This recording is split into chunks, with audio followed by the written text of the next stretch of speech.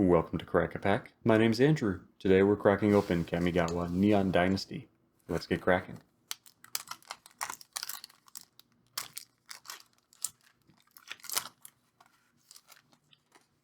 Our first card today is Dramaticist's Puppet. Spell Pierce. Kitsune Ace. Kami of Industry. Kami of Terrible Secrets. Bamboo Grove Archer. Network Disruptor. Moonfolk Puzzle Maker. Light the Way. Okiba Reckoner Raid. Which transforms into Nozumi Road Captain. Mobilizer Mech. Dockside Chef.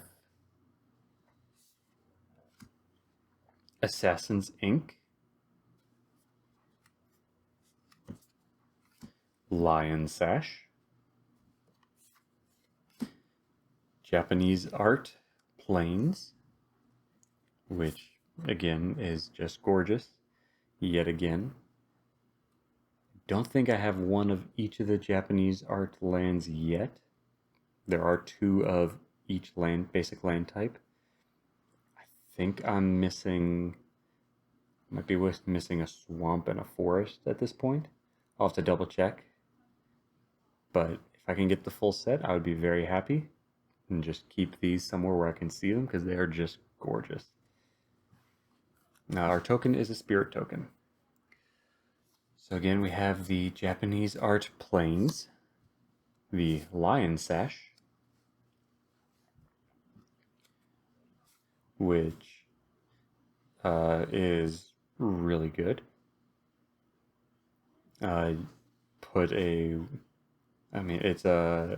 one of the new artifact creature equipments, right, that lets you reconfigure onto a creature or act as a creature itself. And as a creature, it gets 1/1 every time you use its ability to exile a card from your graveyard that was a permanent. And then if you equip it, it gives that creature double the 1/1s that you had on it. That's really strong for 1 and a white with a 2 generic reconfigure cost. That's really strong. Assassin's Ink.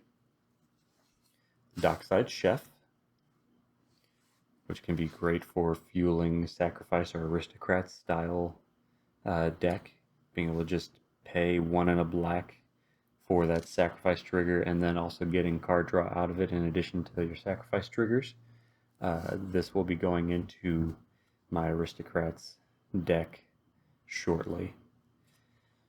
Mobilizer Mech. Okiba Reckoner Raid, which transforms into Nozumi Road Captain. Now, it might surprise you, but I actually like this saga. For 1 black, 2 turns in a row, each opponent loses 1 life and you gain a life. And then it transforms into a 2/2 with Menace and gives vehicles Menace. Giving me your vehicles Menace isn't that great in black. I'm not really I wouldn't use it for that. It having Menace on a 2/2 is nice. It means you can't really chump block it. But really, what I like the most is the 2 turns leading up to that. Because, that's really cheap for just making every opponent lose a life and you get a life. I'm thinking in Commander or in any multiplayer format, for 1, you're making everyone lose 2 life for 1 mana, and you get 2 life as well for that same 1 mana. Getting the 2/2 is kind of a nice little bonus at the end, but this is cheap enough that I feel it justifies it being slow. The sagas that are like 5 mana and you still have the 3-turn counter before you get your creature payoff doesn't feel worth it. The ones that are 1 or 2 and have the 3-turn timer feel a little bit more worthwhile to me. But maybe that's just my playstyle. Next we have Light the Way. Moonfolk Puzzle Maker, Network Disruptor, Bamboo Grove Archer, Kami of Terrible Secrets, Kami of Industry, Kitsune Ace, Spell Pierce, which I said a couple days ago I really like this as a counterspell. For a blue at instant speed, countering a non-creature, unless your opponent pays an additional 2. I mean, having this in your opening hand, you're probably going to be able to hit something if you're playing control. Because if you're playing control, you probably didn't drop something on turn 1. You have this in your hand and you're ready to counter something your opponent's doing. Even if you're throwing this turn 2, 3, maybe even turn 4, your opponent is going to be hard pressed to have an extra 2 mana to stop your counter. So that's really why I like this so much, is like for early game, it's going to mess up your opponent. Either you're countering their spell or you're making them have to slow down a lot from whatever their plan was for that turn. Our final card is the Dramaticist's Puppet. Thank you for cracking along with me today.